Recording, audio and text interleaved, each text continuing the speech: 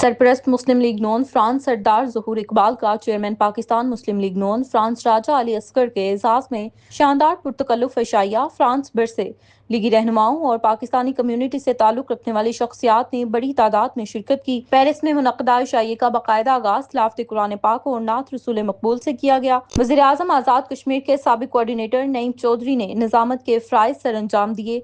सरदार ज़हूर इकबाल ने राजा अली असगर को कामयाब ऑपरेशन और मुकम्मल सेहतयाबी पर मुबारकबाद पेश करते हुए कहा कि इनकी सेहतयाबी पूरी कम्युनिटी के लिए खुश आइंद है।